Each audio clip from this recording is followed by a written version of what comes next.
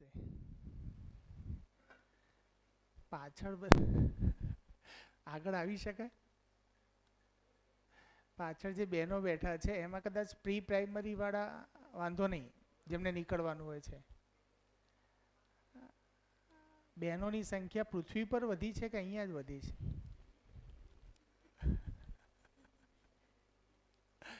હા, ટીચર્સ. હા, મેલ ટીચર્સ કેમ આટલા બધા? ભાઈઓની સંખ્યા કેમ ઓછી છે? કે ખરેખર ઘટી ગઈ છે? હા, બની શકે એવું છે તો ખરું જ, ભવિષ્યમાં તેવા સંકેત છે જ.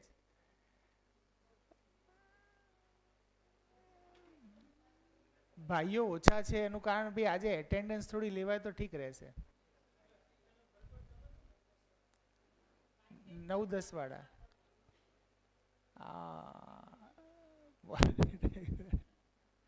એમને બાકાત ના રાખશો નહીં તો. ઠીક છે, લાસ્ટ ટાઈમ આપણે જે ચર્ચા કરી હતી એના વિશે કોઈ કહેશે? શું મેન ટોપિક શું છે? એનવીસી મતલબ નોન વાયોલન્ટ કમ્યુનિકેશન.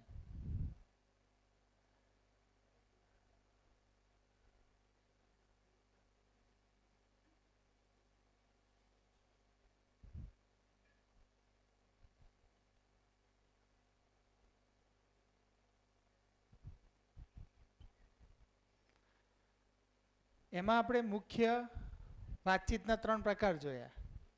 એક પ્રકાર કયો કે નોર્મલ અત્યારે વ્યવહારિક જીવનમાં દેખવા મળે છે. એક એ પ્રકાર છે ગપસપ. ઓકે, આટલામાંથી કેટલા ઓનેસ્ટલી એવું કહે છે કે દિવસ દરમિયાન 50%થી વધારે સમય ગપસપમાં જાય છે? નથી લાગતું એવું?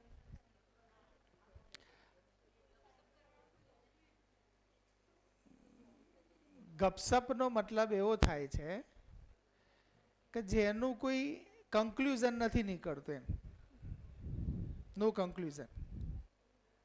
જેવી રીતે મેં 1-2 એક્ઝામ્પલ તમને આપ્યા હતા, ક્રિકેટની ચર્ચા કરીને, કોઈ પોલિટિક્સની ચર્ચા કરી દીધી, કોઈ જગ્યાએ કઈ ઘટના ઘટે છે એની ચર્ચા કરી લીધી.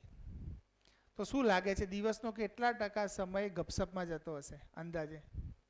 જો પહેલું તો સૌથી મહત્વનું શું છે કે આપણું ઓબ્ઝર્વેશન જવું જોઈએ, નહીં તો ઓબ્ઝર્વેશન નહીં જાય તો આ બધી તો વાતો જ છે. અલ્ટિમેટ ઓબ્ઝર્વેશન ઇમ્પોર્ટન્ટ છે. ઓબ્ઝર્વેશન વગર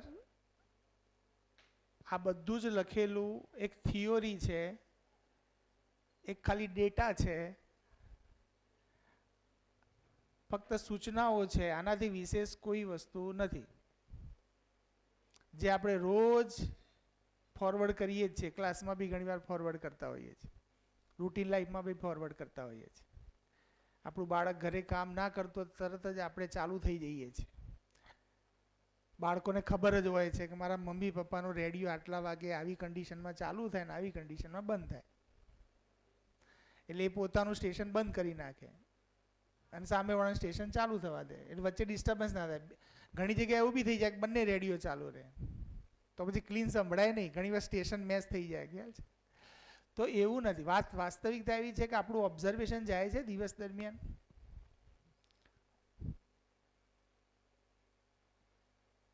તો ખાસ ઓબ્ઝર્વેશન લઈ જજો અને કહેજો, થોડું શેરિંગ કરજો. એક બેન હતા, એમને જનરલી એક બીજી વાત કરી હતી, શ્વાસ રિલેટેડ વાત કરી હતી, પણ પછી એને લઈશું આપણે. ગપસપ. બીજું છે વાદ વિવાદ. વાદ વિવાદ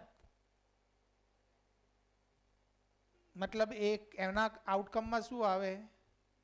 એક જીતે અને એક હારે. બંને જીતે એવી વ્યવસ્થા નથી એમાં. એનું કોઈ એકાદ એક્ઝામ્પલ? હા હા, નહીં આવડતું?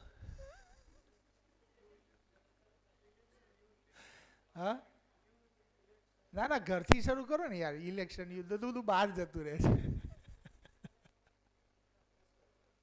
હવે સારું છે. મને હવે પહેલા કરતા સારું લાગે છે. આવી કોઈ બુક લખી છે, મને હવે પહેલા કરતા સારું લાગે છે.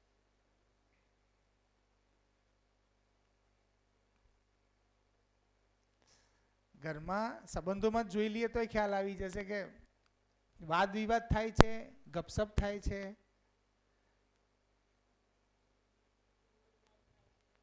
હા, કોલ્ડ વોર. હા, એ કોલ્ડ વોર. કોલ્ડ વોરમાં એટલું જ હોય કે આમાં હા, ઓકે, આટલામાંથી કેટલાને એવું લાગે છે કે દુનિયાની તમામ જેટલા બી પ્રોબ્લેમ છે એ પ્રોબ્લેમ મોટા ભાગના રિઝોલ્વ થઈ જાય જો વાતચીત કરતા આવડે તો? એવું કેટલાને લાગે છે? મોસ્ટ ઓફ બધાને. ભાઈ કેમેરો ફેરવો, હેન્ડ રેઝ રાખો, ખબર પડે.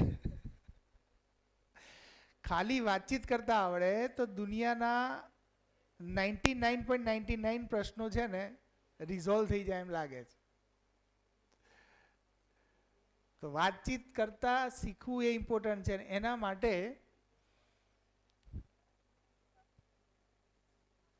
જો ત્રીજો વર્ડ છે સંવાદ.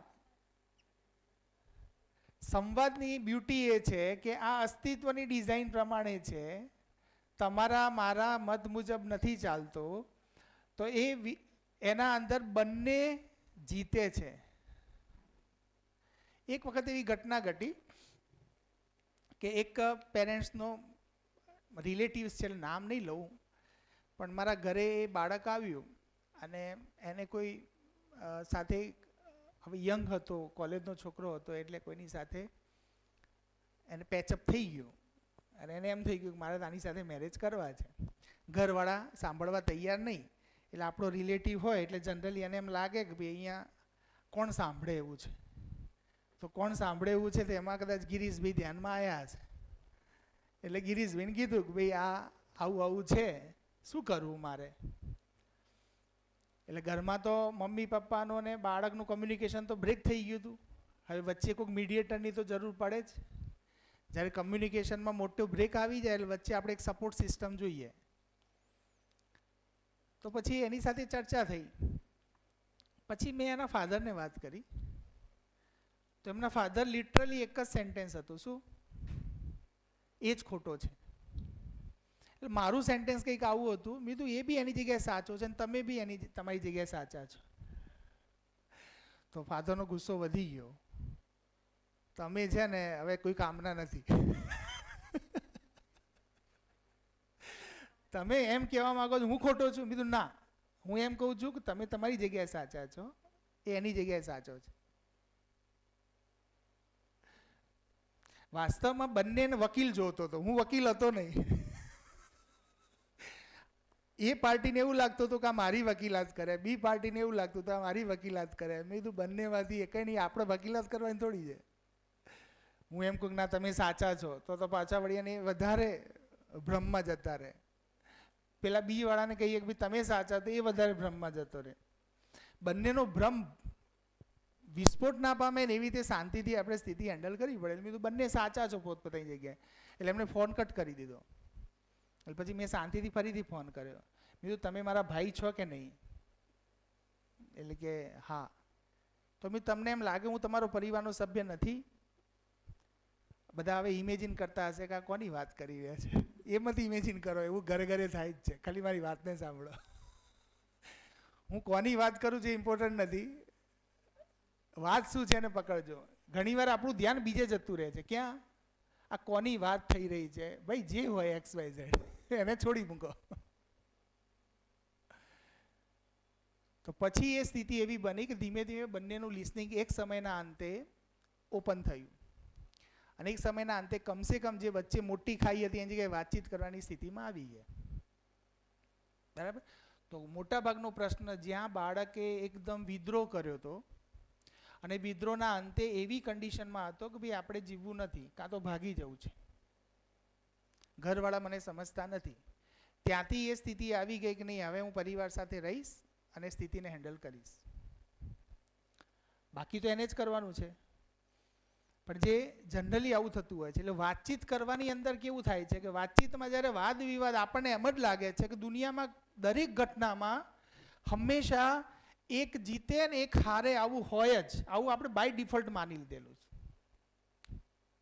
આપણને એવું લાગતું જ નથી. દાખલા કે અહીંયા કોઈ રેસ દોડાવો ને તો બી આપણને એમ લાગે કે જીતશે તો એક જ. ભાઈ રેસ એ ફિઝિકલ એક્સરસાઇઝ છે, એના અંદર જીતે અલગ ઘટના છે. જિંદગીની જે રેસ છે ને એના અંદર તો એક જીતે ને એક હારવાનું થશે ને. પેલું ફિઝિકલ એક્સરસાઇઝ છે, ભૌતિક વસ્તુ છે, એની સાથે કમ્પેર ના કરાય. જીવન જીવન છે. તો જીવનના પરિપ્રેક્ષમાં જ્યારે જોઈશું ત્યારે હંમેશા બધા જીતવા જ જોઈએ, તો જ સંબંધો ટકે. એક જીતે ને એક હારે તો એને સંબંધ કહેવાય નહીં. એટલે સરસ મજાનું સૂત્ર છે કે સંબંધ હૈ તો શોષણ નહીં, શોષણ હૈ તો સંબંધ નહીં. શોષણનો મતલબ જ એ થઈ ગયો કે એક હારે છે ને એક જીતે છે. આમ તો એવું થઈ ગયું, શોષણ એટલે શું? એક સાથે અન્યાય થાય છે ને એક સાથે ન્યાય થાય છે. તો વાસ્તવિકતા એવી છે કે છેલ્લે સંવાદ કરતા કેવી રીતે શીખવું, આ આપણો મુદ્દો છે અહીંયા. આ નોન વાયોલન્ટ કમ્યુનિકેશનમાં આપણે એ પકડવાનું છે કે ભાઈ સંવાદ કરવાનો આધાર શું રહેશે. આ કેમ આવું થઈ જાય છે? વાત કરતાં કરતાં આપણે સારા આશયથી જ ગયા હોઈએ, સારું કહેવા જ ગયા હોઈએ, છતાંય એના અંદરથી એનું આખું ડાયરેક્શન બદલાઈ જાય. આવું કેટલાનો અનુભવ થયેલો છે? તમે સારું જ કરવા ગયા હોય, સારું જ વિચારીને ગયા હોય, જ્યારે વાત તમે છેડો ત્યારે એની દિશા બદલાઈ જાય, આપણને ખબર બી ના પડે ને આપણા જ કંટ્રોલ બહાર જતી રહે. થાય છે ને? તો એનું કારણ શું છે? તેનું કારણ એ છે કે આપણો વાતચીત કરવાનો જે આધાર છે એ આધાર જ પરિવર્તનશીલ છે.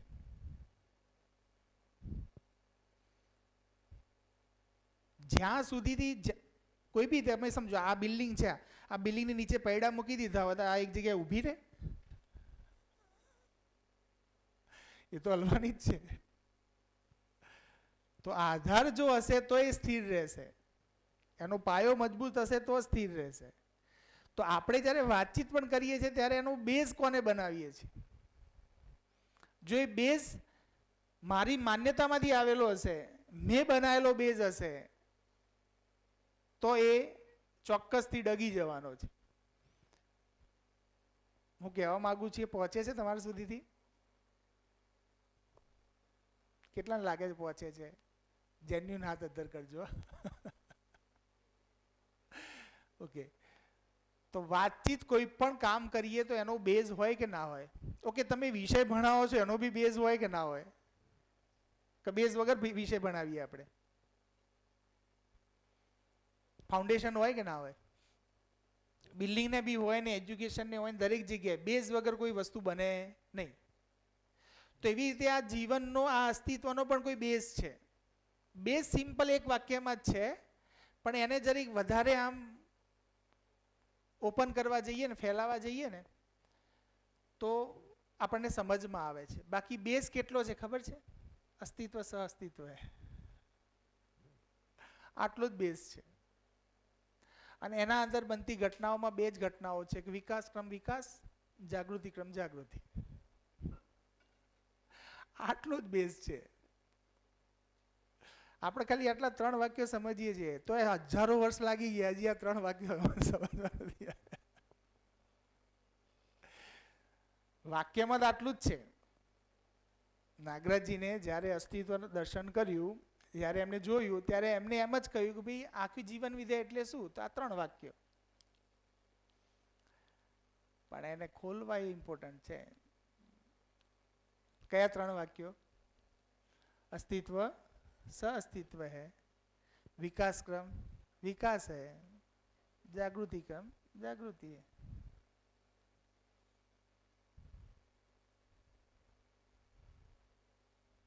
તો આ બેઝ ઉપર છે ને આખી જીવન વિદ્યા ટકી છે. આ બેઝ ઉપર આપણા બધાના જીવન ટક્યા છે.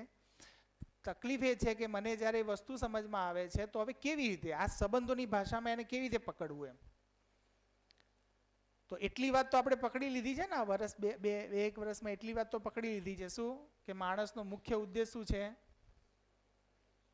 સુખી થવાનો. આટલું તો પકડાઈ ગયું છે. અને હંમેશા હું બીજાનું સારું જ ઈચ્છું છું એવો પણ ભાવ મને તો પકડાય જ છે. સામેવાળો મારું સારું ઈચ્છે એ થોડું મને ક્યાંક માન્યામાં નથી આવતું. મને એટલું જ ખબર પડે છે હું સુખી થવા માંગુ છું. મારે સુખી બી કેવું થવું છે? નિરંતર થવું છે. ચલો આ મોટું પકડમાં આવી ગયું, સમજો જિંદગીનો મોટું લક્ષ્ય તો એ સમજમાં આવી ગયું. અત્યાર સુધી એમ માનતા હતા કે જિંદગીનો બધો જ મજા છે ને પૈસામાં સુવિધાઓમાં જ છે, એમાંથી ખાલી શિફ્ટિંગ થયું ને એ મોટી ઘટના છે. પૈસા નથી જરૂરી, સુવિધા નથી જરૂરી, આવી કોઈ વાત આપણે નથી કરતા. એ એની જગ્યાએ જોવે જ, પણ ત્યાં મારું ડેસ્ટિનેશન નથી, ત્યાં કોઈ મારું લક્ષ્ય નથી. જો એ લક્ષ્ય રહેશે તો એની સાથે પીડા પણ જોડાયેલી રહેશે. હા, પણ હું સારો વ્યક્તિ બની જઈશ તો પૂરેપૂરી સંભાવના છે કે બધું મારી પાસે પર્યાપ્ત પ્રમાણમાં તો હશે જ. સુખી માણસ પાસે ના હોય એવું બને નહીં.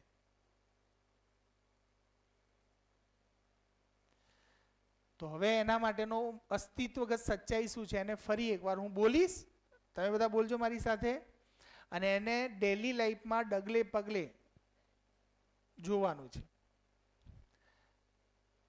તો અસ્તિત્વ સહઅસ્તિત્વ હે, આ જ વાતને હું ખાલી માનવની પરિભાષામાં ઓપન કરું છું. માનવ માટે કેવી રીતે લાગુ પડે? આમ તો અસ્તિત્વમાં મૂળભૂત શું છે? તો 4 અવસ્થાઓ. પદાર્થ અવસ્થા, પદાર્થ અવસ્થા થોડી વિકસિત થઈ ગઈ એટલે સેલ બન્યા, સેલ બન્યા એટલે વનસ્પતિ જગત ઊભું થયું. તો વનસ્પતિ જગત એટલે પ્રાણ અવસ્થા. પછી એના બેઝ ઉપર એના અંદર તો તાપ દાબ નમી થયા તો કીટકો ઉત્પન્ન થયા અને ધીમે ધીમે ધીમે જીવના સ્વરૂપ જીવન ઉત્પન્ન થયા. તો એ જે જીવન થયા એ બધામાં મૂળ સેલ જ છે. આપણે અત્યારે સાયન્સમાં બી ભણાવીએ જ છે કે વનસ્પતિ સેલ હોય ને એક પ્રાણી સેલ હોય. તો સેલ એ પ્રમાણે એ ડેવલપ થયા, કાળક્રમે ઉત્ક્રાંતિ જ છે. અને એમ કરતાં કરતાં જીવ ઉત્પન્ન થયા, તો જીવ અવસ્થા આવી. અને જીવ અવસ્થાના અંતે અલ્ટિમેટ જે એક ફાઇન ડિઝાઇન બની, નેચરની એક બ્યુટીફુલ ડિઝાઇન બની અને અલ્ટિમેટ ડિઝાઇન બની, એ છે માનવ. તો માનવ એટલે જ્ઞાન અવસ્થા. પણ માનવ જ્યારે અલ્પ વિકસિત, જ્યારે અધિવિકસિત તરફ એનું ધ્યાન હોય, અલ્પ વિકસિતનું અધિવિકસિત તરફ ધ્યાન હોય તો એનો વિકાસ થાય. અધિવિકસિતનું અલ્પ વિકસિત ઉપર ધ્યાન હોય ને ત્યારે શું થાય? એનો હ્રાસ થાય, વિનાશ થાય. તો જેવી રીતે આપણે માનવ બની ગયા, પણ આપણું ધ્યાન તો ક્યાં છે? પદાર્થમાં જ છે. ગોલ્ડ કેટલું ખરીદ્યું ને આ કેટલું ખરીદ્યું, એટલે એના ઉપર ધ્યાન, સતત ધ્યાન ક્યાં ટકેલું રહેલું છે? નીચે તરફ, ડાઉનવર્ડ છે. એ ડાઉનવર્ડ છે એના કારણે આપણે અપવર્ડમાં શું છે એના ઉપર ધ્યાન જતું નથી. તો આ શરીર પણ ભૌતિક રાસાયણિક વસ્તુ છે, તો શરીરને પણ જે આવશ્યકતા હશે ભૌતિક રાસાયણિક હશે, એ વાત પાક્કી છે. પણ જીવન એ ભૌતિક રાસાયણિક નથી, તો જીવન ક્યારે ભૌતિક રાસાયણિકથી તૃપ્ત થશે એવું બનશે નહીં. તો શરીર, મૂળ સમસ્યા આટલી જ છે કે હું શરીર છું આ માન્યતા એ મારી મૂળભૂત બધી સમસ્યાઓનું કારણ છે. આપણે શરીરને સાધ્ય માનેલું છે. શરીર કેવું દેખાય એનાથી મને સુખ મળે, શરીરને કેવું ખાવા મળે એનાથી મને સુખ મળે, શરીરને કેવું જોવા મળે એનાથી મને સુખ મળે. તો શબ્દ સ્પર્શ રૂપ રસ ગંધ આ 5 ઇન્દ્રિયો થકી આપણે શું માનીએ છીએ કે હું સુખી થઈ જઈશ. તો એને ચેક કરવાની જરૂર છે. ચેક કરશું એટલે ખબર પડશે કે યાર નહીં, આમાં તો કંઈ આ ટકતું નથી. ભલે સુખ મળી જાય છે પણ એ ટકતું નથી.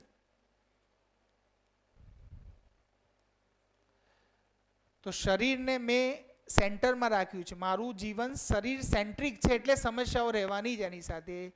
જે ક્ષણે હું એમ અત્યારે ભલે માન્યતાના લેવલે ઉપર, ભલે જ્યાં સુધી મેં જીવનને જોયું નથી ત્યાં સુધીથી માન્યતાના લેવલે પણ એક નાનું શિફ્ટિંગ થઈ જાય. શું? હું જીવન છું, હું જીવન છું અને હું શરીરને, શરીર મારું સાધન છે, સાધ્ય નથી. તો હું જીવન રૂપમાં જ્યારે મારી જાતને અને સામેવાળાને જોવાનું શરૂ કરું છું ત્યારે નાનું બાળક પણ જીવન છે, 80 વર્ષના કાકા પણ જીવન છે, મારી સમવયસ્કવાળા પણ જીવન છે. તો જીવન રૂપમાં જીવનને કોઈ ઉંમર નથી, તો જીવન રૂપમાં આપણે બધા જ સમાન છીએ. તો ત્યાં પછી નાના બાળક સાથે પણ એટલી સમાનતાથી વાત કરી શકશું, મોટા માણસ સાથે પણ એટલી સમાનતા સાથે વાત કરી શકશું. આપણે બાળકને નાનો માની લીધો છે, આપણી જાતને મોટો માની લીધો છે. આ નાના મોટા માની લેવા એ ઘણી બધી સમસ્યાઓ, એટલે વાર્તાલાપ થતો નથી. સંવાદ, તમે વાતચીત જ્યારે જ્યારે કરો છો ને ત્યારે કોઈને રૂપ, બલ, ધન, પદથી નાના મોટા કેટેગરીમાં નાખી દીધા છે. એટલે મોટા સાથે વાતચીત કરવા જાઓ તો એક અલગ ટોનમાં છો, નાના સાથે વાતચીત કરવા જાઓ ત્યારે અલગ ટોનમાં છો. એટલે કદી ટોન તમારો સીધો રહેતો જ નથી. ટોન સરખો ન રહેવાનું કારણ શું કે આપણે દરેકને રૂપ, બલ, ધન, પદ પ્રમાણે અલગ અલગ, કોઈ વધારે રૂપવાળું છે, કોઈ વધારે ધનવાળું છે, કોઈ વધારે બળવાળું છે, તો એ પ્રમાણે એને રિસ્પેક્ટ આપીએ છીએ. કોઈની ઉંમર વધારે છે તો એ પ્રમાણે થાય છે. તો આ વસ્તુ જ્યાં સુધીથી જીવન રૂપમાં સમાન છું એ નહીં પકડમાં આવે ત્યાં સુધી તો પહેલા યાત્રા શરૂ નહીં થાય. નંબર 1. નંબર 2, જીવનનો મુખ્ય ઉદ્દેશ શું છે? જે ત્યાં શરીર છે તો શરીરનો ઉદ્દેશ શું છે? કે 2 3 ટાઈમ ખાવા જોઈએ, એને શ્રમ જોઈએ તો સ્વસ્થ રહે. તો એ ત્યાં જીવનનો મુખ્ય ઉદ્દેશ શું છે? તો જીવનનો મુખ્ય ઉદ્દેશ શું છે? શું કીધું? તો પહેલા તો હું જીવન છું, હું શરીર નથી, શરીર મારું સાધન છે. સાધનનો ઉપયોગ સાધ્ય માટે થાય તો મારે શું સાધવાનું છે? મારે નિરંતર સુખી થઈ જવાનું છે. તો એના માટે મારે સતત પ્રમાણિત થવું પડશે, મારે મારી જાતને સતત મૂલ્યાંકિત કરવી પડશે, સમીક્ષા કરવી પડશે, અને ધીમે ધીમે ધીમે હું યાત્રા કરતો કરતો એ ડેસ્ટિનેશન સુધીથી પહોંચી જઈશ. તો સતત જે સંવાદ થાય એના માટેની અસ્તિત્વગત ડિઝાઇન હું કહી દઉં તમને. એટલે સંવાદ કરતી વખતે હવે આપણે આ વીક દરમિયાન જ્યારે જ્યારે સંવાદ કરશું ત્યારે આ વસ્તુને સેન્ટરમાં રાખીને જોઈશું. અહીંથી જ નીકળી તરત ચાલુ. તો ગઈ વખતે પણ મેં લખ્યું હતું, ફરીથી રિપીટ કરું છું. મારી સાથે તમે થોડા લાઉડલી બોલજો જેથી કરીને તમને પણ યાદ રહી જાય. તો પહેલી વસ્તુ, અને કંઈ ખોટું લાગે તો મને રોકી લેજો, આપણે એના ઉપર ચર્ચા કરી લેશું. આપણે ક્યાંય એવી બાધ્યતા નથી હું કહું એ સાચું, બરાબર છે? જેમાં સર્વ સ્વીકૃતિ નથી એની તો વાત જ ના થાય. પછી મને સ્વીકાર્ય હોય, તમને ના સ્વીકાર્ય હોય તો એમાં પછી આ સ્થિતિ આવીને ઊભી રહે. એટલે આપણે આ કરવાનું નથી, આપણે તો બધાને માન્ય થાય એવી જ વાત મૂકવાની છે. તો મેં માનવ હું, થોડું लाउडली, मैं मानव हूँ, मैं सुखी होना चाहता हूँ, मैं आपको सुखी करना चाहता हूँ, मैं समझना चाहता हूँ और मैं जीना चाहता हूँ. આ હું શું બોલ્યો?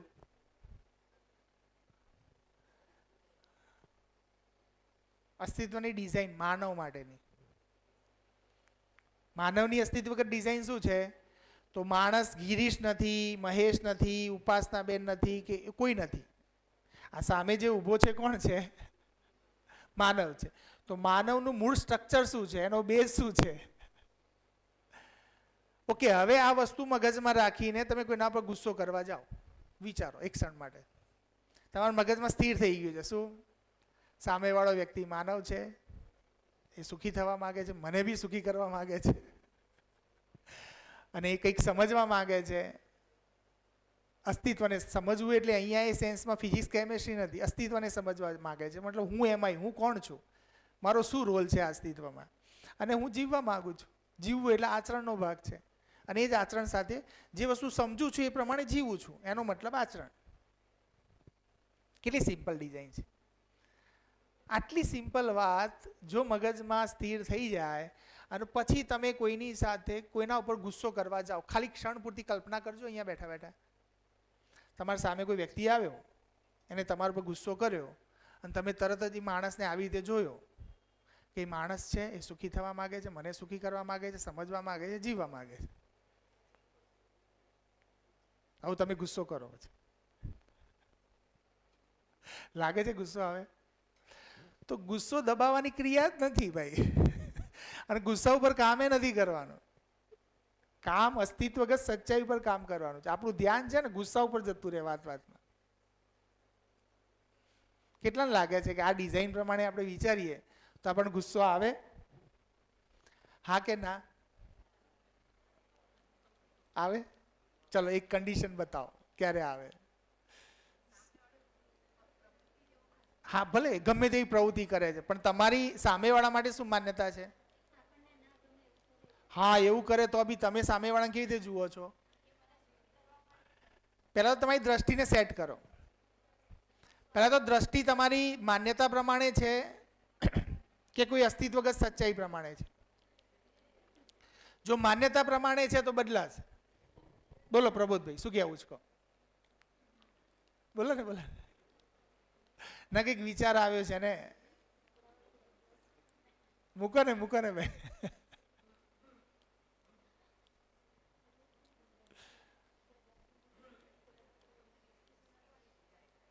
ક્યારેક આવી જાય છે તો જ્યારે ગુસ્સો આવે ત્યારે આટલું વિચારવાનું સામેવાળો વ્યક્તિ માનવ છે, સુખી થવા માંગે છે, સુખી મને કરવા માંગે છે, સમજવા માંગે છે, જીવવા માંગે છે. કેટલું સિમ્પલ છે. એને કઈ નથી કરાવવું, એને કઈ નથી કરાવવું, મારી દ્રષ્ટિ સેટ કરી દઉં ખાલી. હા હા આપો ને આપી દો. માઈક બોલશે બધા મજબૂત છે. શિક્ષકને તો માઈક હાથમાં મૂકવાનું મન થોડું થાય. તમારે આપી દેવાનું મારા ભાઈ. બસ જેને આપવું આપી દો, હું પૂછી લઉં પછી.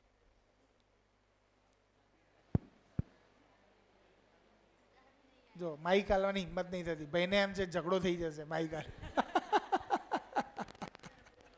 એને વાદ વિવાદની ચિંતા છે. બેન ખાલી આપ આટલું બોલી જાઓ. આજે હમણાં આપણે ચર્ચા થઈ है.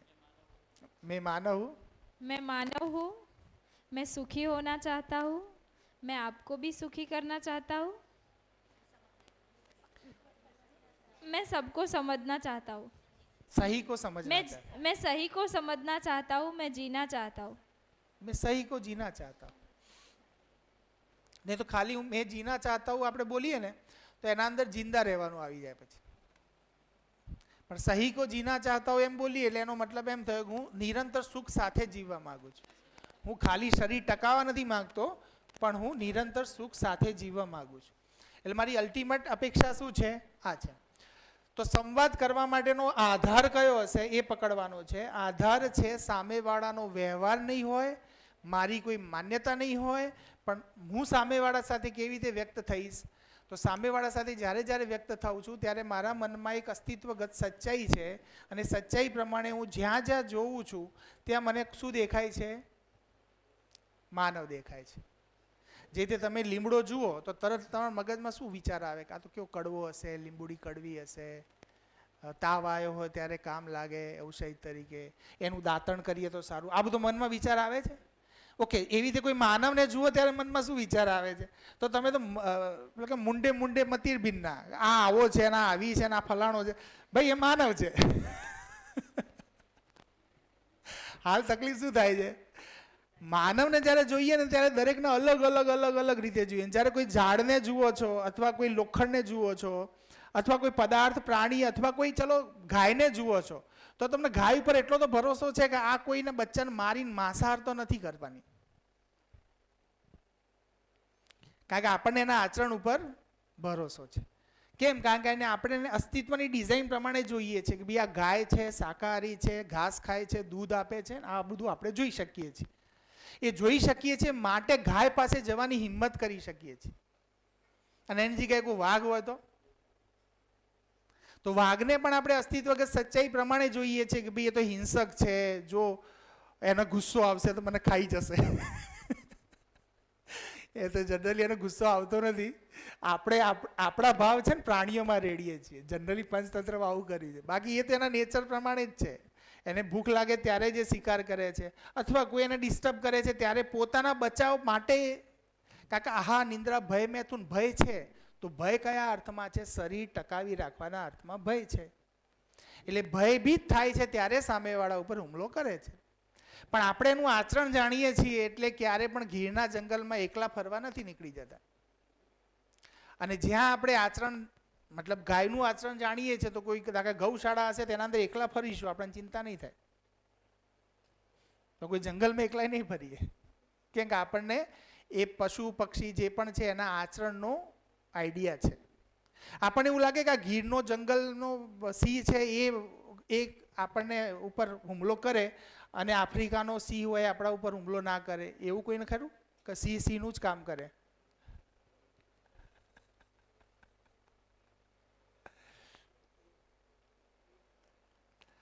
તો ડિઝાઇનને જોવાનો ટ્રાય કરો તમે. તો માનવ પણ અસ્તિત્વગત ડિઝાઇન પ્રમાણે છે.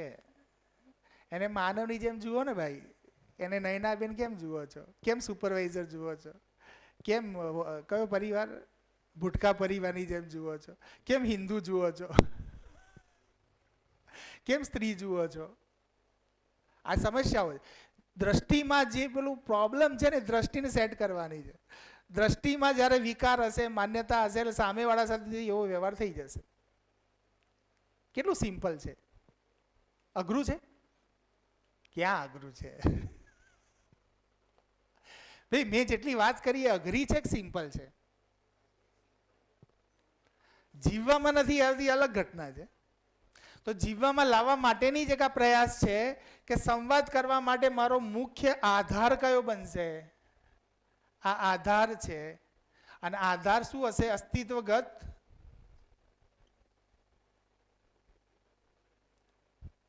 સત્ય. અસ્તિત્વગત સત્ય શું છે?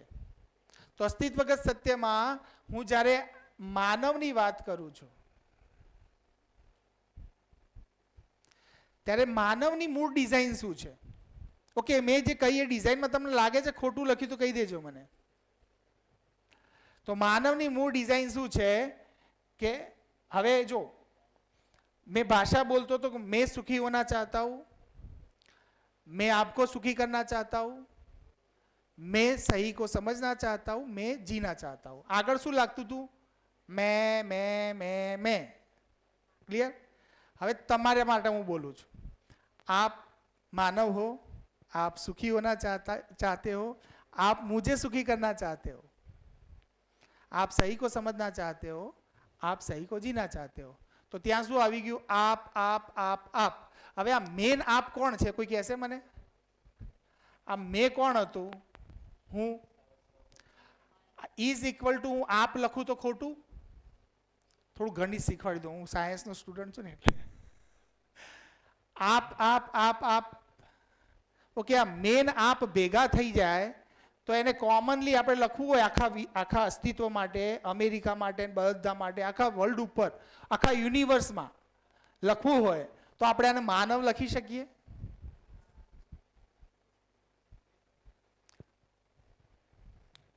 તો હવે સેન્ટેન્સ કંઈક અસ્તિત્વગત સચ્ચાઈ પ્રમાણે શું બને છે? માનવ. મેં માનવ હું ને જવા દઈએ. હવે આવી ગયો. मैं बोलूं ત્યાં भी मानव, आप बोलो ત્યાં भी मानव. तो मानव सुखी होना चाहता है,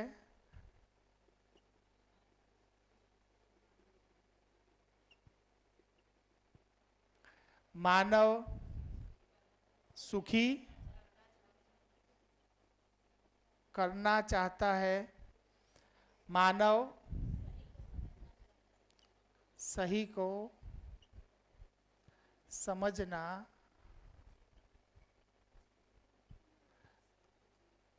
चाहता है और मानव सही को जीना चाहता है. તો અહીંયા મૂળ શબ્દો કેટલા થયા? માનવ સુખી થવા માગે છે, પોતે સુખી થવા માગે છે, મતલબ હોના ચાહતા હે, બીજાને સુખી કરવા માગે છે. મતલબ આ સુખની જગ્યાએ હું શુભ શબ્દ લખી દઉં તો પણ ચાલે. માનવ અપના શુભ ચાહતા હે, એટલે આપણે કહીએ ને કે સર્વ શુભમાં સ્વશુભ સમાયેલું છે. આ શુભ એટલે જ સુખ. તમે કલ્પના કરો, સર્વ શુભમાં સ્વશુભ સમાયેલું છે, આ સાચું કે ખોટું? તમારી આજુબાજુ બધા રોતા હોય અને તમે એકલા હસતા હોય એવી કલ્પના કરી શકો? આપણે ઘણીવાર આપણો રિલેટિવ ના હોય અને કોઈના મોતના પ્રસંગમાં ગયા હોય ને બધા હોસલા કૂટતા હોય ને આપણે અંદર વચ્ચે ઊભા ઊભા હસીએ, એવું કદી કલ્પના કરી તમે? તો વાસ્તવિકતા એવી છે કે જ્યારે મારી આજુબાજુ શુભ નહીં થાય અને મારે એકલાનું શુભ થઈ જશે, આવી કોઈ ડિઝાઇન અસ્તિત્વમાં નથી. અને હું એ ડિઝાઇન ગમે તેટલું માઇન્ડ વાપરીને પણ બનાવવા જઈશ ને તો બનશે બી નહીં. તો પહેલાં મારે શું કરવાનું છે કે મારી આજુબાજુવાળા લોકોનું સુખ સુનિશ્ચિત કરવા માટે મારે પ્રયાસ તો કરવો જ પડશે. વાસ્તવમાં હું આજુબાજુવાળાને સુખી કરવા માગું છું, એ એમને નથી કરવા માગતો. અલ્ટિમેટ હું મારી જાતને જ કરવા માગું છું. એટલે કોઈ એવા ભ્રમમાં ના રહે કે ગિરીશભાઈ રોજ શનિવારે આવીને આપણને સુધારવા બેઠા છે. ગિરીશભાઈ જાતે સુધરી રહ્યા છે. શરૂઆતમાં જ્યારે થયું ત્યારે મને 2-4 મિત્રો મળ્યા કે સાહેબ આ બધા નીચે એવી વાતો કરે છે બધા ભાઈઓ બહેનો કે જો ને આ બધા મોટા થયા છે આપણને સુધારવા નીકળ્યા છે. એટલે મારું ધ્યાન ક્યાં હતું કે હું સુધારવાના નથી નીકળ્યો, હું સુધારવા નીકળ્યો છું. તો જો પ્રોબ્લેમ સોલ્વ, તો મને કોઈના માટેનો પ્રશ્ન જ ના થયો. મને એમ ના થયું કે આ કોણ આવું વિચારે છે. એવું ક્યારે થાય કોણ આવું વિચારે છે? એવું જ્યારે આપણે માની લઈએ કે હું સુધરી ગયો છું, આ બધા નથી સુધર્યા. આ રિયલમાં આપણી જ યાત્રા છે. સર્વ શુભ સિવાય તમારા સુખને સુનિશ્ચિત કર્યા વગર ગિરીશભાઈ સુખી થઈ જશે, સતીશભાઈ સુખી થઈ જશે, ઇમ્પોસિબલ છે. ખબર પડી ગઈ તો એ તો સ્વાભાવિક વસ્તુ છે, માણસ કરશે જ. બસ ધ્યાન જવું, ઓબ્ઝર્વેશન જવું બહુ ઇમ્પોર્ટન્ટ છે. જેવું ધ્યાન જશે પછી એ હટશે નહીં. તો આપણી આજુબાજુ જ્યાં જ્યાં જેટલી આપણી ક્ષમતા છે, યોગ્યતા છે, પાત્રતા છે, એ પ્રમાણે આપણે હંમેશા પ્રયાસ કરવો જોઈએ. કરતો જ હોય છે માણસ પ્રયાસ કરે જ છે. ખાલી એને સાચાનો રેફરન્સ મળી જાય બસ. જેવી રીતે કોઈ પણ માણસ સાથે જ્યારે તમે કોઈ ડીલ કરો છો, સંવાદ કરવા જાઓ છો, ત્યારે તમે વિચાર કરો કે તમારા મગજમાં આ વસ્તુ પડેલી છે, આ મૂળ ડિઝાઇન પડેલી છે, અને હવે તમે કોઈ માનવ સાથે ડીલ કરો છો તો શું થાય? તમે આખી વાત બગાડી ના આવો કે સુધારી ના આવો? ઓકે, સામેવાળો ગમે તેટલો બગાડવા માંગતો તો બગડે ખરી? કારણ તમે સામેવાળામાં શું જોઈ લીધું?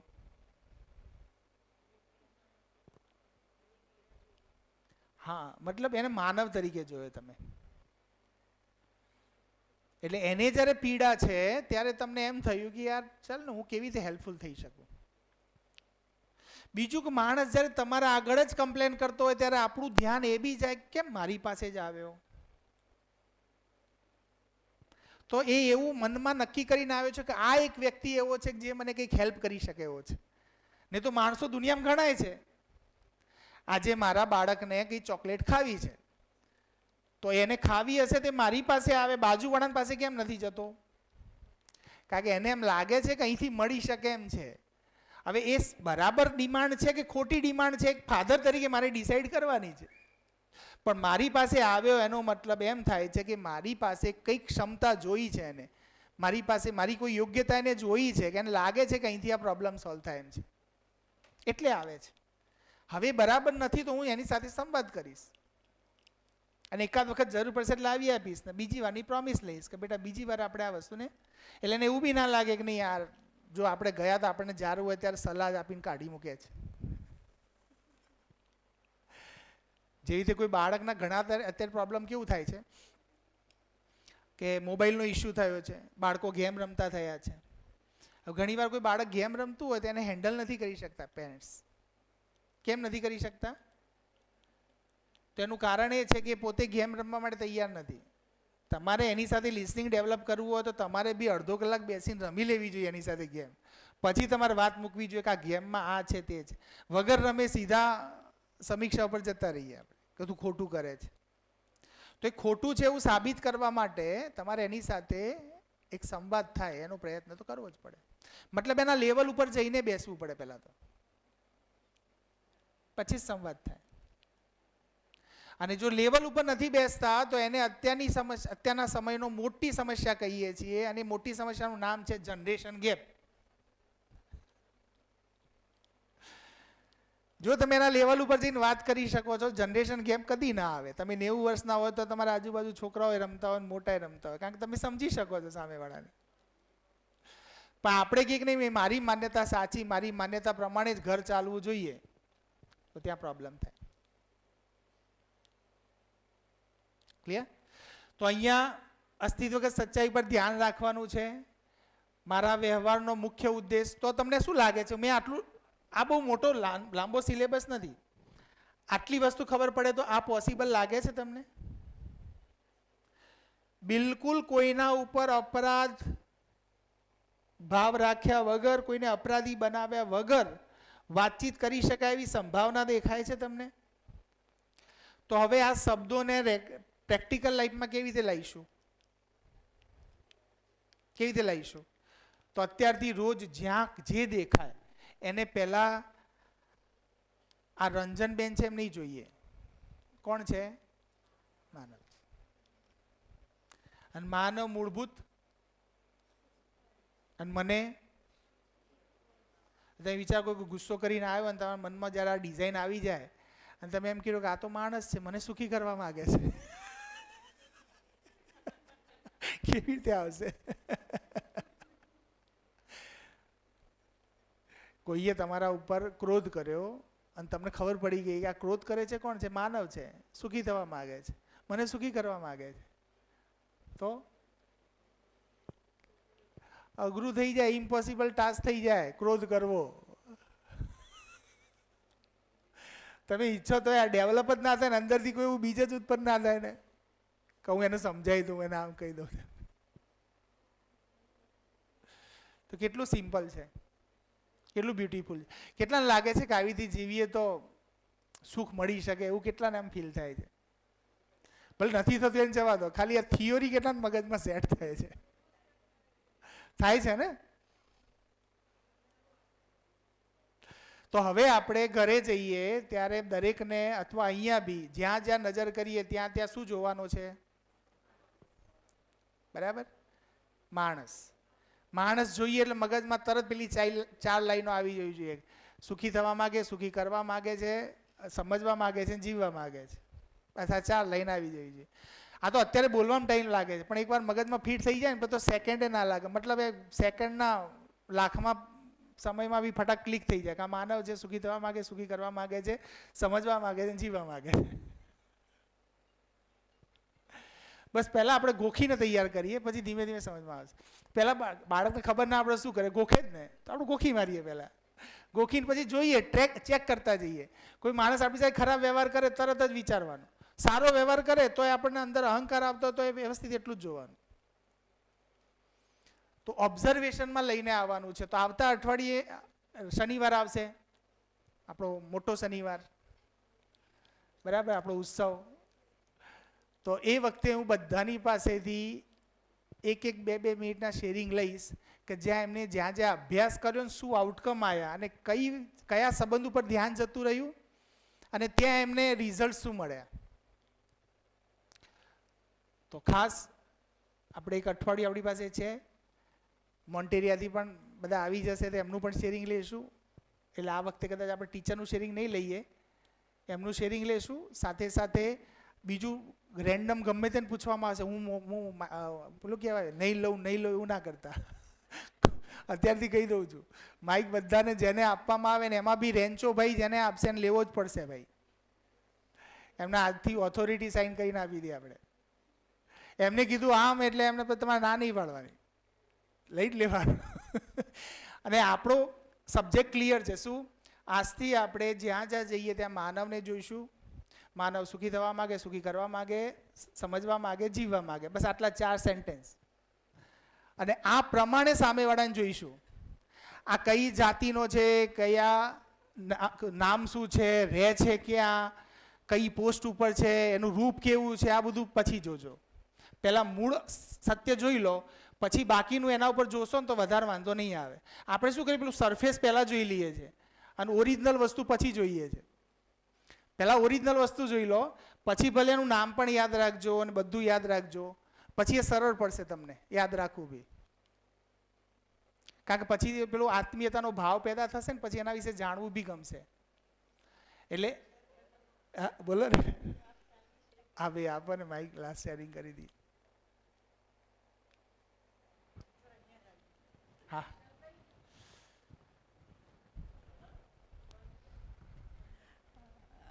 એક સરસ વાત શેર કરવી છે તમારા બધાની સાથે કે આપણે કદાચ સ્ટાર્ટિંગમાં કે લાસ્ટ યરના મિડમાં, આઈ ડોન્ટ રિમેમ્બર, કદાચ જાન્યુઆરી મંથ આસપાસ એક ઘટનાને મેં તમારી સાથે શેર કરી હતી, એક પેરેન્ટની, રાઈટ? અને આજે લગભગ 4 દિવસ પહેલાં એ વિદ્યાર્થી, મેં તમને કીધું એમ, આઉટ ઓફ ઇન્ડિયા ગયો છે. અને એના કારણે ત્યાં ગયા પછી વાલી પણ એમની સાથે ગયા છે. અને ત્યાં ગયા પછી એમને એવું રિયલાઇઝ થયું કે એમના બાળકને ત્યાં જ્યારે એડમિશન માટે ગયા ને, પહેલી તો ચિંતા પેરેન્ટ્સને એડમિશનની જ હોય જ્યાં બી ગયા હોય ત્યાં. તો એ એડમિશન માટે ત્યાં જ્યારે એપ્લાય કર્યું તો એમને એવું હતું કે મારું બાળક અહીંયા પાસ થશે કે નહીં. એન્જલ સ્કૂલે એને ખબર નહીં કેવી રીતે ભણાયો હશે, શું કર્યું હશે, એવા બધા પ્રશ્નો હતા. પછી જ્યારે એમણે ત્યાં એન્ટ્રન્સ આપ્યું ને એની પહેલાં બી જેવા એ પહોંચ્યા અને ત્યાં ગયા ને તો 10-15 દિવસ થયા પછી એકવાર એમનો મિસ્ડ કોલ હતો. એટલે મેં જોઈને વિચાર કર્યો, મેં કીધું આ નંબર તો યુએસનો છે, કારણ કે થોડોક અંદાજો આવી ગયો મને. પછી મેં કોલ બેક કર્યું તો મને ખ્યાલ આવ્યો કે આ એ જ પેરેન્ટ છે. એટલે એ બાળક યાદ કરતું હતું, એમ સ્કૂલને યાદ કરતું હતું. એટલે પેરેન્ટ કે મેડમ એની જોડે વાત કરો તમે. મેં એની જોડે જનરલી વાત કરી હતી કે બેટા ફાવી છે તને ત્યાં, કેવું લાગે છે સ્કૂલમાં? તો I was happy to listen him in English language. His accent had totally changed, right? એટલે આમાં કેવું છે કે ક્યાંક ને ક્યાંક જે બાળકને આપણે અહીંથી શીખ્યું હોય ને, આપણે ઇન્ડિયામાં રહીએ તો અહીંયાના એક્સેન્ટ પ્રમાણે એને ટ્રેન કર્યો હોય, પણ એ બાળક એ લેંગ્વેજ તો શીખી ગયું અહીંયા પ્રોપરલી. પછી જ્યારે બીજા સ્ટેટમાં બી જાય છે તો એ ત્યાંના ખાલી એને એક્સેન્ટ જ શીખવાના હોય છે. તો એ પ્રમાણે 15-20 દિવસ પછી એની જોડે વાત થઈ તો મને બહુ આનંદ થયો કે આ બાળક જાણે અમેરિકન ઇંગ્લિશ બોલતું હોય ને એવું વાત કરતું હતું. અને પછી બીજા 15-20 દિવસ પહેલાં, એટલે કે 4 દિવસ પહેલાં મેસેજ આવ્યો ત્યારે પેરેન્ટે એવું લખ્યું કે થેન્ક યુ બેન, મેડમ લખ્યું હતું, બેન તો આપણે કહીએ છીએ હવે. એમણે એમ લખ્યું થેન્ક યુ મેડમ કે એન્જલ સ્કૂલનો જે સ્ટાફ છે એમને પણ થેન્ક યુ કે મારા બાળકને આવી રીતે તૈયાર કર્યો. કારણ કે એમને ખબર છે કે નાનપણથી એ બાળક અહીંયા જ ભણ્યું હતું. અને આજે એમને ચિંતા એ હતી કે ત્યાં એને 6th પાસ થયું છે, 7th ગ્રેડમાં એને એડમિશન મળશે કે નહીં. કારણ કે આપણું જે એજ્યુકેશન છે ને ત્યાંના એજ્યુકેશનમાં ફરક હોય.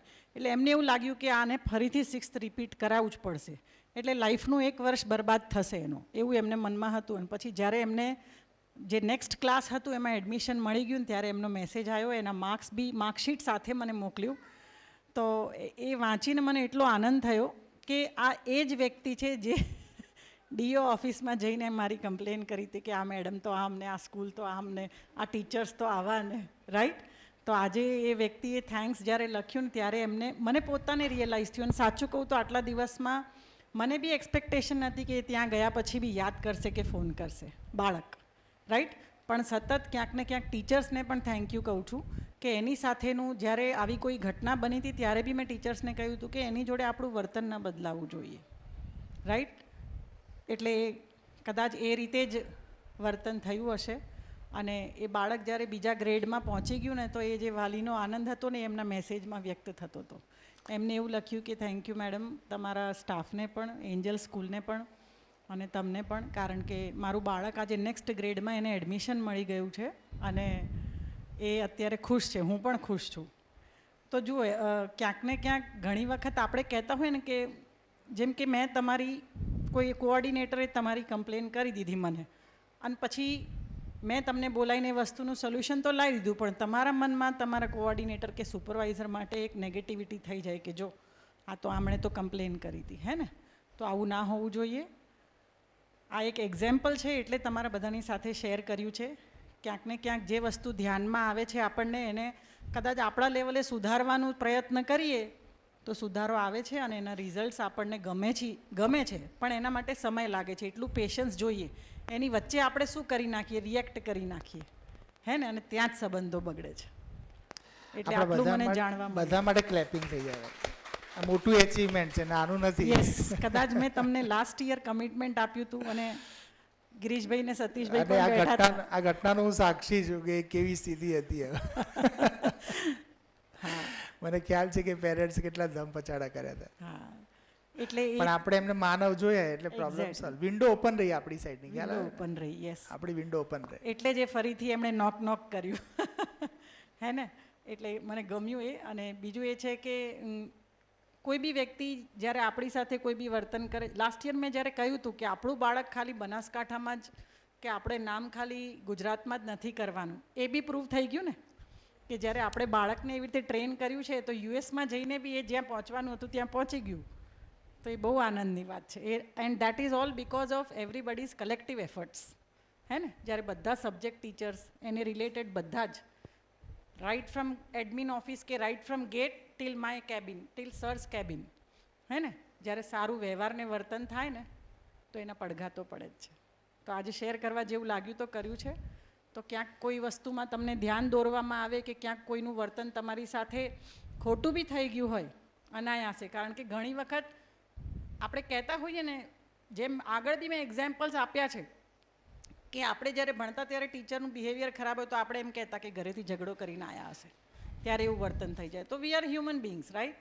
આપણી સાથે કોઈનું વર્તન ખરાબ થઈ જાય તો એની પાછળ કારણો ઘણા હોતા હોય છે, પણ આપણે એ કારણોને ઇગ્નોર કરીને આપણી સાથે વર્તન થયું છે એનું સાચું જે રીઝન જાણીએ અને આપણી ઉપર કામ કરીએ ને તો કોઈ ખરાબ છે જ નહીં, હે ને? અને હું તો એટલું કહું છું કે હંમેશા પહેલાં તો પોઝિટિવિટીથી જ શરૂઆત કરો. ગઈકાલે બી મારી પાસે એક પેરેન્ટ આવ્યા હતા, એમણે એક એવી કમ્પ્લેન કરી હતી કે મેડમ, ટીચરનું નામ નહીં લઉં, પણ કે આ ટીચર છે ને વારંવાર મારા બાળકની ખોટી એક ટેવ હતી, આગળ એને સ્વીકાર્યું હતું, અને ખોટી ટેવના કારણે એને વારંવાર ક્લાસમાં ટાર્ગેટ કરે છે. આવી એક વાત મારી પાસે કાલે આવી હતી. તો પછી મેં એમને એ જ કહ્યું, મેં કીધું પહેલાં તો તમે આ ટાર્ગેટ શબ્દ છે ને ભાઈ, એવું ન વિચારો. બની શકે એ ટીચર એને સુધારવાનો પ્રયત્ન કરે છે, હે ને? અને ત્યારે એ વાલી એમ કહ્યું, મેં એમની જોડે સંવાદ જ કર્યો. આપણે કોઈ, અને મેં એમ બી કીધું સારું થયું તમે મારી પાસે આવ્યા, તમને બાળકે 2-3 વાર જણાવ્યું તો તમે તો કે મેડમ 5-6 વાર કીધું તો આજે અમે આવ્યા. મેં કીધું તમે એ બી ભૂલ કરી. પહેલી વાર જ્યારે કમ્પ્લેન કરી હોય ને કોઈ બાળકે ઘરે, જ્યારે એને એવું ફીલ થયું હોય તો ત્યારે જ તમારે મારી પાસે આવવા જેવું હતું, તો કદાચ આનું સોલ્યુશન વહેલું આવી ગયું હોત. તો મેં એમને એ જ કહ્યું, કોઈ બી વાત હોય તો આવીને શેર કરો. આ તમારી જે વાત છે એ કમ્પ્લેન નથી, પણ અમને બી ક્યાંક અમારી ઉપર કામ કરવાનો મોકો મળ્યો છે. તો જે એગ્રેસિવનેસથી કાલે આવ્યા હતા ને, એકદમ શાંતિથી એ વસ્તુને એમને ખબર પડી ગઈ કે અહીંયા વાત મૂકવાથી સોલ્યુશન મળી જશે. અને મને સાચું કહું તો જરાય એક 1%, 0% બી મને ગુસ્સો નથી આવ્યો, કારણ કે મને ખબર છે હું એ જગ્યા પર જઈને વિચારી શકું છું કે આજ મારા બાળક સાથે કંઈક ખોટું થયું હોય તો મા તરીકે કે ફાધર તરીકે એમની જે ફિલિંગ્સ હોય આપણે ફીલ કરી શકીએ, આપણે બી જઈએ, રાઈટ? પણ જો સારો પ્રત્યુત્તર મળે, સારો રિસ્પોન્સ મળે તો આપણને પછી બીજી વાર કમ્પ્લેન બી ના હોય કદાચ. તો હું એવી ઈચ્છા રાખું છું કે બધા ટીચર્સ પોતાના બાળકો જેમ જ સમજો, અને કદાચ એવું લાગતું હોય તો પેરેન્ટ સાથે સંવાદ કરો. વાતચીત કરવાથી દરેક વસ્તુનું સોલ્યુશન આવી જ જાય છે. ભલે પછી આપણા કલીગ્સ સાથે બી હોય કે પેરેન્ટ સાથે હોય, બાળક સાથે બી હોય. ઘણીવાર મોટા ક્લાસીસમાં એવું બનતું હોય છે, એ બાળક તમારા માટે એવું બધું વિચારીને બેસી જાય ને કે તમારી સાથે કનેક્ટિવિટી જ ના રહે, એવું બનતું હોય. અને એને ખબર છે કે 10th કે 12th છે તો હવે તો મારે અહીંથી જતું રહેવાનું છે, મારે ક્યાં ટીચરને મળવાનું છે, રાઈટ? પણ એ હંમેશા એની મેમરીમાં તો આ જ બધી વસ્તુઓ રહેશે. એટલે કોઈ બાળક અહીંથી એવી રીતે ના જાય કે મેમરીમાં આવું બધું કંઈક લઈને જાય, એવી મારી રિક્વેસ્ટ છે. અને કદાચ એના માટે બહુ પ્રયત્નની જરૂર પડતી જ નથી, હે ને? આપણી ઉપર થોડું ધ્યાન લઈ જઈએ કે આપણે બી ક્યાંક કંઈક બોલી જ ગયા હોઈશું આવેશમાં આવીને, તો આવું બધું આગળ બધી વસ્તુ નેગેટિવ થતી જાય. પોઝિટિવિટીથી શરૂઆત કરીએ ને તો રિઝલ્ટ પોઝિટિવ જ આવે છે. Thank you. ખૂબ સરસ. છેલ્લે જે બેને બે ત્રણ શબ્દો કીધા એમાં મારું ધ્યાન ગયું મૂકી દઉં. વાત સરસ મજાની કીધી, પણ એના અંદર એક બે શબ્દો મને એમ લાગે છે કે હું મૂકું એમ એના અંદર. આપણને જ્યારે જ્યારે એવું લાગે ને કે ભાઈ આપણે પેશન્ટ રાખવું પડે છે, તો આ અસ્તિત્વ ઉપર ધ્યાન ફરીથી આપ બોલી જવાનું 4 વાર. પછી તમને એમ લાગે કે યાર મારા ઘરમાં બનેલી ઘટનાને મારે ઇગ્નોર કરીને અહીંયા સારો વ્યવહાર કરવો પડે છે, તો આ લાઈનને 5 વાર બોલી જવાની. જો ક્યાંય ઇગ્નોર આવશે ને તો એ કુદરતનો નિયમ છે, ફ્લો છે ને એ જશે. જિસકે પાસ જોગા વો બાટેગા. કોઈ વસ્તુ ઇગ્નોર કરીને, મતલબ હું દુઃખી થઈને બીજાને સુખ આપીશ, એ બહુ અઘરું કામ છે, ઇમ્પોસિબલ છે. મારા પોકેટમાં જે હશે જ હું આપી શકીશ. વસ્તુઓમાં બી એવું છે, ભાવમાં બી એવું જ છે. તો મારા ભાવમાં ક્યાંક હું પરિવારથી પણ પીડિત થઉં છું, તો પહેલાં મારે એટલે સૌથી પહેલું કામ પરિવાર ઉપર કરવાનું છે. પછી સ્કૂલમાં કરજો. સ્કૂલમાં નહીં કરો જ ચાલશે, ઓટોમેટિક થઈ જશે. પહેલું જે સેન્ટર પોઈન્ટ છે મારો પરિવાર છે. કારણ કે અસ્તિત્વનો જે સૌથી નાનામાં નાનો એકમ પરિવાર છે. આખી જીવન વિદ્યાની અંદર પરિવાર જ એ ઉદ્ધારક છે. તો પરિવારમાં કોઈની સાથે પણ આપણે જનરલી જીવીએ છીએ ક્યાં? તો પરિવાર વચ્ચે. તો પરિવારમાં જ્યારે જ્યારે આવી કોઈ ઘટના ઘટે તો આ વાક્યને 5 વાર 10 વાર બોલીને એને સામેવાળા વ્યક્તિને સાસુ કે સસરા કે પતિ કે પેલું જોયા કરતા માનવ તરીકે જોઈ લેવાનું. એટલે ઓટોમેટિક એ વસ્તુ રિઝોલ્વ થશે. સિમ્પલ સમજાવું તમને, અને છેલ્લે પછી આપણે લઈ લઈએ. આપણો લાઈફમાં અહીંયા બાળક 1 વર્ષ પણ ભણી જાય ને, તમે જો જિંદગીમાં તમારા ફ્લેશબેકમાં જઈને જુઓ તો તમારા અમુક ગ્લિમ્સમાં એવું પડ્યું હશે કે કોઈએ તમારી સાથે સારો વ્યવહાર કરેલો હશે. 10 વર્ષ પહેલાં કર્યો હશે, પણ આજે તમને યાદ હશે. અને એને જેટલી વાર યાદ કરો છો એટલી વાર તમને એક સુખની અનુભૂતિ થાય છે. અને એવા ને એવા નેગેટિવ પણ હશે જ. અમાનવીય વ્યવહારો બી એટલા જ હશે તમારી લાઈફમાં, માનવીય વ્યવહારો પણ એટલા જ હશે. અને એકવાર ઓબ્ઝર્વ કરશો તો તરત તમારા ધ્યાનમાં આવી જશે. એ અમાનવીયતામાંથી માનવીયતા તરફ જવા માટે સિમ્પલ આ સત્યને પકડી રાખવાનું છે. આ વસ્તુને પકડી રાખશું તો આપણો વ્યવહારનું શિફ્ટિંગ શરૂ થઈ જશે અમાનવીયતામાંથી માનવીયતા તરફ. બહુ સિમ્પલ છે, એટલું અઘરું છે નહીં. જેટલું આપણે બહુ મોટો પહાડ બનાવ્યો છે ને રાઈનો, એવો પહાડ છે નહીં. આરામથી થઈ શકે એવું છે. અને જેમ જેમ આવી ઘટનાઓ, જે રીતે આ ઉપાસનાબેન સાથે આ ઘટના ઘટી, બરાબર છે, અને એના અંદર એમને જે સમાધાન મળ્યું, એ સમાધાનમાં કદાચ તમારી સાથે એમને શેર કર્યું, પણ એ સમાધાનનો જે વિશ્વાસ છે કોના અંદર એસ્ટાબ્લિશ થયો? બેનમાં થયો ને. હવે બેનને આવી કોઈ બીજી ત્રીજી ચોથી ઘટના આવે તો આરામથી એ રિલેક્સ છે, કારણ કે એમને ખબર છે કે આ ઠીક છે, આને હેન્ડલ કરી લઈશું. તો જ્યારે જ્યારે તમે કોઈ ઘટનાને હેન્ડલ કરો છો ને, ત્યારે એનો જે વિશ્વાસ છે તમારા અંદર સ્થાપિત થાય છે. એને જ કહેવાય છે સ્વયં પર વિશ્વાસ. તો હું જ્યારે જ્યારે માનવીય વ્યવહાર કરું છું ત્યારે મારા અંદર એક અદ્ભુત શક્તિનો સંચાર થાય છે. અને શક્તિ એ જ છે કે હું મારા ઉપર, મને પોતાના ઉપર એટલો ગર્વ થાય છે, પોતાના માટે વિશ્વાસ પેદા થાય છે. અને જે વ્યક્તિ પોતાનામાં વિશ્વાસ સાથે છે, બીજા સાથે વિશ્વાસ સાથે જ વ્યક્ત થશે. આ ડિઝાઇન છે. હું કહું છું એટલે ડિઝાઇન જ છે આવી નેચરની. આપણે કરવાનું શું છે? નેચરની ડિઝાઇનને જોવાની છે. ઓકે, તો છેલ્લે મનોકામના બોલી લઈએ આપણે. ભૂમિ સ્વર્ગતામ યાતુ માનવો યાતુ દેવતામ ધર્મો સફલતામ યાતુ નિત્યમ યાતુ શુભોદયમ. જય હો, મંગલ હો, કલ્યાણ હો. બધાનો ખૂબ ખૂબ આભાર. શનિવારનું યાદ રાખજો.